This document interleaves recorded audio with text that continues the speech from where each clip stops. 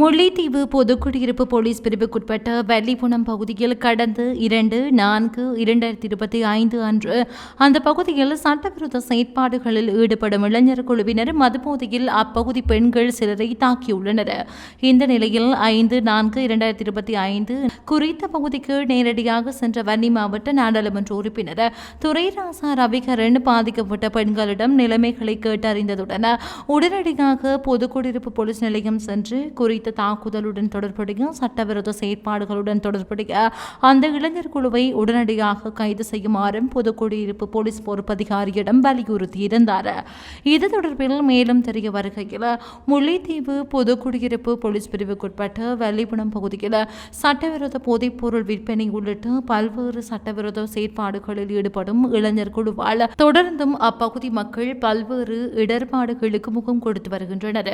இந்த நிலையில் கடந்த 2/4/2025 அன்று மாலை வேளை வள்ளிபுணம் பகுதியில் அமைந்துள்ள வீடொன்றில் அந்த பகுதியைச் சேர்ந்த மகளிர் சுயசேமிப்பு கொத்தணி குழு ஒன்றினுடைய கூட்டம் ஒன்று இடம்பெற்றுள்ளது. இதன்போது அந்த வீட்டின் அருகே செல்லும் வீதியால் வருகை தந்த அந்த பகுதியில் சட்டவிரோத செயற்பாடுகளில் ஈடுபடும் குறித்த இளைஞர் குழு கூட்டத்தில் கலந்து கொண்டிருந்த பெண்களை தகாத வார்த்தையால் திட்டியதுடன் குறித்த கூட்டத்தில் கலந்து கொண்டிருந்த பெண்கள் சிலரை கடுமையாக தாக்கியும் உள்ளனர். அதிலும் குறிப்பாக தலைக்கவசத்தினால் ஒரு பெண்ணின் தலைப்பகுதி மிக கடுமையாக தாக்கப்பட்டதாகவும் இதன்போது நாடாளுமன்ற உறுப்பினரின் கவனத்திற்கு கொண்டு வரப்பட்டதுடன் தாக்குதலுக்கு பயன்படுத்திய தலைக்கவசமும் இதன்போது காண்பிக்கப்பட்டது. இந்த நிலையில் இது தொடர்பில் பாதிக்கப்பட்ட பெண்களால் புதுக்குடியிருப்பு போலீஸ் நிலையத்தில் முறைப்பாடு செய்யப்பட்டதற்கு அமைய தாக்குதலுடன் தொடர்புடைய 4 ஒருவர் கைது செய்யப்பட்டுள்ளார்.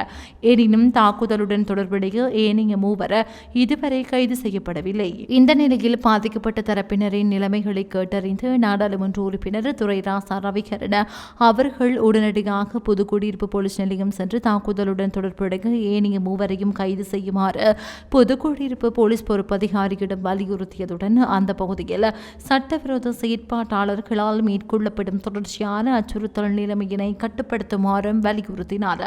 இந்த நிலையில் இந்த தாக்குதல் செயற்பாடுகளுடன் தொடர்புடைய ஏனைய 3 கைது செய்ய நடவடிக்கை மேற்கொள்ள உடனடியாக நடவடிக்கை எடுப்பதாக புதுக்குடியிருப்பு போலீஸ் நிலைய பொறுப்பதிகாரி நாடாளுமன்ற உறுப்பினர் ரவிகரன் அவர்களிடம் தெரிவித்ததுடன் அந்த பகுதியில் சட்டவிரோத செயற்பாட்டாளர்களால் தொடர்ச்சியாக மேற்கொள்ளப்படும் அச்சுறுத்தல் நிலைமைகளை கட்டுப்படுத்தவும் நடவடிக்கை எடுப்பதாகவும் தெரிவித்துள்ளார்.